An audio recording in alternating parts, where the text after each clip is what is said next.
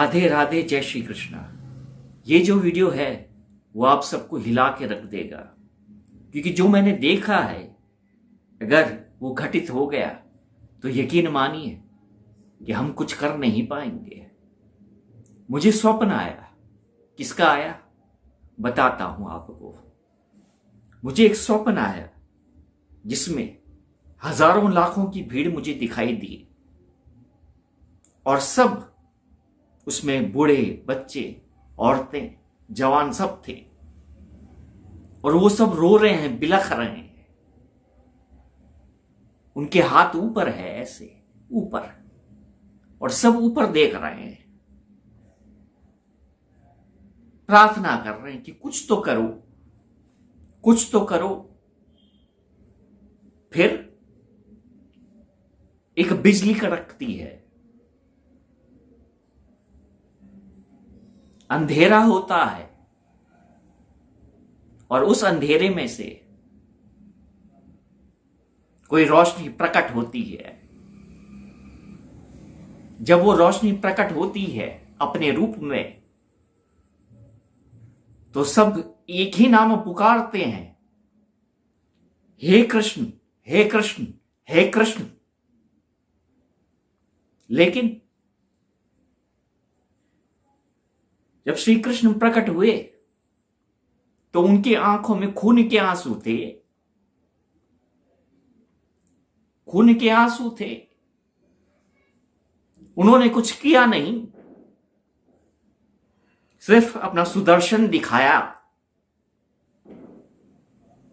और फिर मेरा ये जो स्वप्न है खत्म नहीं हुआ, मेरी आंख खुल गई, क्योंकि ये दृश्य देखने के बाद मैं सो कैसे सकता था।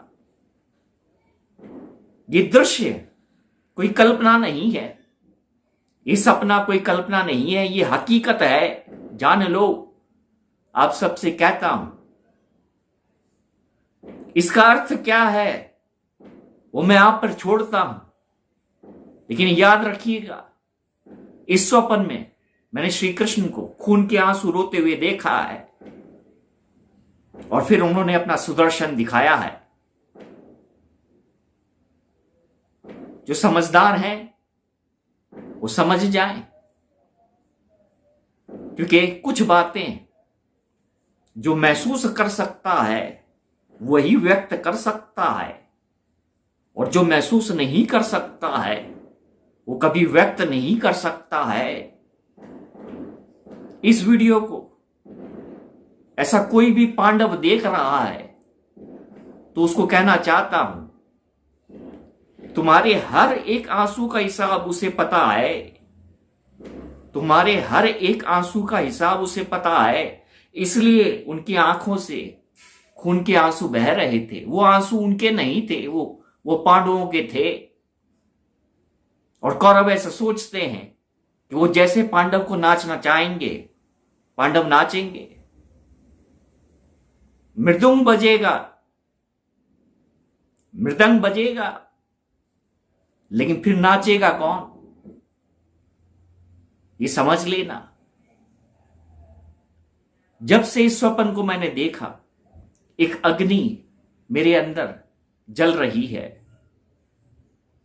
कई बार सोचा मैं बताऊं या ना बताऊं, लेकिन अगर ये स्वप्न मैंने आपको नहीं बताया तो फिर एम्ब्रांस का कोई अर्थ ही नहीं है।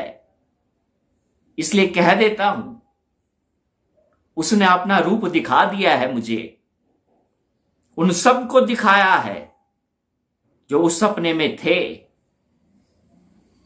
अब आगे क्या होगा ये जान लेना।